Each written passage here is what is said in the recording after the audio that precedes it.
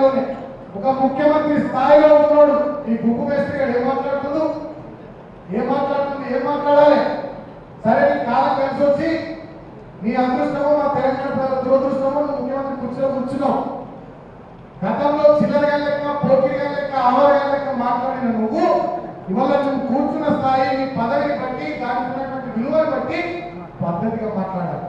ఒక ఉద్యమ నాయకుడు ప్రాణాన్ని పరంగా పెట్టి తెలంగాణను తెచ్చిన నాయకుడు, 10 సంవత్సరాలు తెచ్చిన తెలంగాణను బ్రహ్మాండంగా అభివృద్ధి చేసిన నాయకుడు కేసీఆర్ గారిని పట్టుకొని రండాన్ని మాట్లాడుతున్నాడు. మీరు రండాగాడు, హౌలిగాడు, పాగల్గాడు, దేవాలగాడు, రేవంత్ రెడ్డి గారు, ఈ చెత్తల కొడుకులు ఈ చెప్పు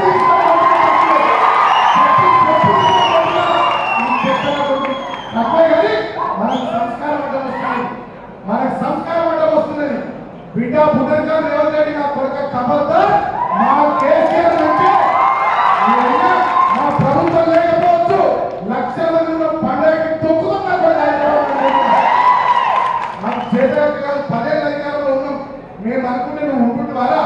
నీ కాంగ్రెస్ ఉంటున్నా, నీ లీడర్లు ఉన్నా, మీరు ఉంటున్నారా? మీరు కన్యగా చేస్తే ప్రాణంతో కలిపి పారెత్తులు, గోదక కలిపి పారెత్తులు ముట్టుకున్నా కొడుకు. కానీ మేము ఆ కక్ష సాధింపు కోరికలు పోలే.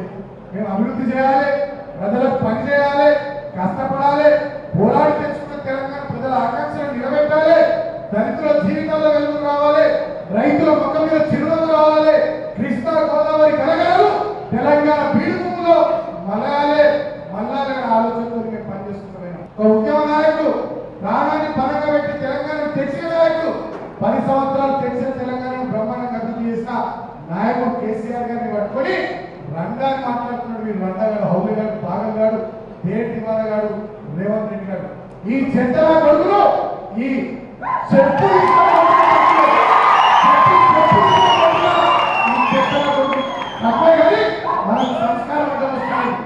మనకు సంస్కారం అడ్డం వస్తున్నది. బిడ్డ పునర్గా రేవంత్ రెడ్డి నా కొడుక కబల్దార్, మా కేసీఆర్ అంటే మా ప్రభుత్వం లేకపోవచ్చు, లక్షల మంది పండుగకి తొక్కుతున్నా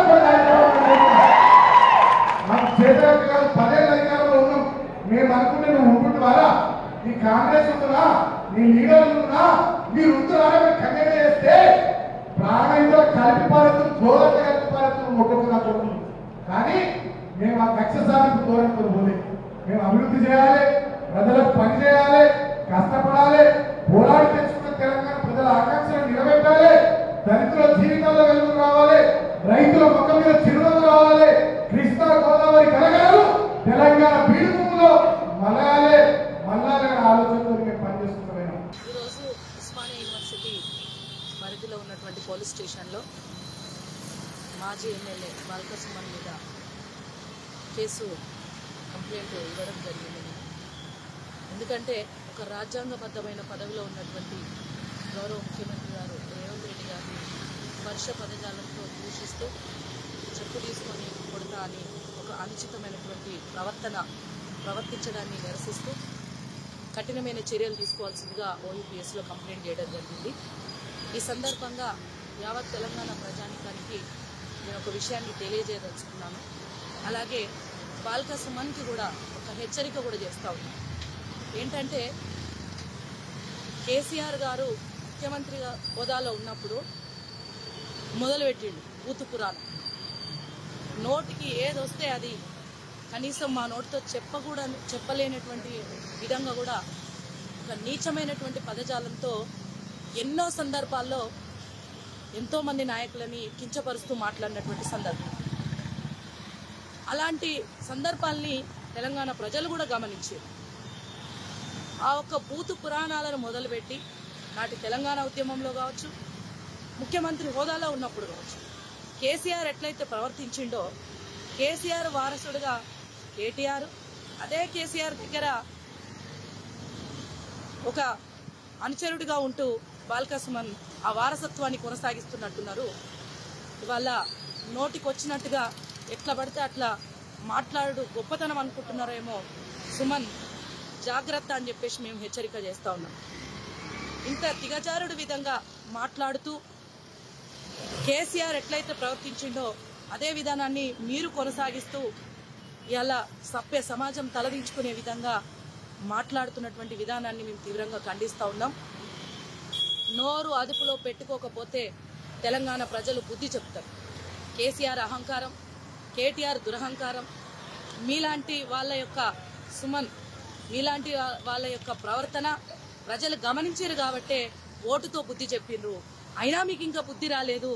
ఇవాళ ప్రభుత్వాన్ని కూలుస్తాం, మా కేసీఆర్ మళ్ళా ముఖ్యమంత్రి అవుతాడు అనుకుంటా కేటీఆర్, ఇవాళ గౌరవ ముఖ్యమంత్రి రేవంత్ అన్న గారిని నోటికి వచ్చినట్టు ఎట్లా పడితే అట్లా మాట్లాడుతూ నువ్వు నీ ఇష్టానుసారంగా మాట్లాడుతూ ఉంటే ఇవాళ కాంగ్రెస్ కార్యకర్తలు కావచ్చు, తెలంగాణ బిడ్డలు కావచ్చు, మాలాంటి ఉద్యమకారులం కావచ్చు చూస్తూ ఊరుకునే పరిస్థితి లేదు. మీ మీద చట్టపరమైనటువంటి చర్యలు తీసుకోవాల్సిందిగా కంప్లైంట్ ఫైల్ చేసినాము. ఇప్పటికైనా బుద్ధి తెచ్చుకొని మీరు క్షమాపణ చెప్పాల్సిందే ముఖ్యమంత్రికి. లేని పక్షంలో మీకు తగిన బుద్ధి ప్రజలు చెప్తారనేటువంటి విషయాన్ని ఈ సందర్భంగా తెలియజేస్తూ, కేసీఆర్ మొదలుపెట్టినటువంటి భూత పురాణం తెలంగాణ సమాజం తలదించుకునేలా చేస్తే ఆ వారసత్వాన్ని కొనసాగిస్తున్నటువంటి మీలాంటి వాళ్ళు మా ఉస్మానియాలో చదువుకున్నటువంటి వ్యక్తులుగా మీకు పేరుంది కదా, అది చెప్పుకోవడానికే మాకు సిగ్గుచేటు అనిపిస్తున్నటువంటి విషయాన్ని తెలియజేస్తూ, ఉస్మానియా పోరాట బిడ్డగా, ఒక ఆడబిడ్డగా ఇలా చెప్తున్న తమ్ముడు బాల్కా సుమన్, నీ ఒళ్ళు దగ్గర పెట్టుకో, నోరు దగ్గర పెట్టుకో. లేని పక్షంలో ఇవాళ ప్రజలే బుద్ధి చెప్తారు. మీలాగా దిగజారి ప్రవర్తించే వ్యక్తిత్వాలు మాకు కావు. కాబట్టి ఈ సందర్భంగా నేను చట్టపరంగా చర్య తీసుకునే దిశగా మేము అడుగు ముందుకేసినాం అనేటువంటి విషయాన్ని తెలియజేస్తూ, ఇకనైనా నోరు అదుపులో పెట్టుకోవాల్సిందిగా ఈ సందర్భంగా హెచ్చరిక చేస్తాము.